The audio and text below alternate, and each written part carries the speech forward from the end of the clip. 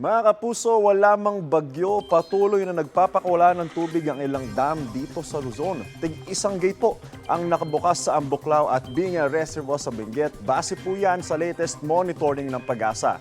Ngayong araw ng Huwebes, mataas po muli ang tsansa ng ulan sa halos buong Northern Luzon kung nasaan ang mga nasabing dam. Posible po ang light to moderate rains ngayong umaga sa ilang panig ng Central at ng Southern Luzon, ng Visayas, pati rin po dito sa Mindanao. Base po yan sa rainfall forecast ng Metro Weather. Magpapatuloy po yan at magiging malawakan pa pagsapit ng hapon at ng gabi at posible po ang heavy to intense rains na maaaring magdulot ng baha o kaya naman ng landslide. Ilang bahagi rin ng Metro Manila ang uulanin. At isang low pressure area po na malapit sa Aurora at ang habagat ang magpapaulan ngayon sa bansa. Ayon po yan sa Pag-asa. Paalala po mga kapuso, stay safe and stay updated. Iingat po tayong lahat. Ako po si Anjo Pertiera.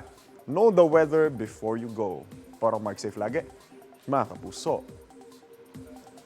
Kapuso, huwag magpapahuli sa latest news and updates. Mag-iuna ka sa balita at mag-subscribe sa YouTube channel ng GMA Integrated News.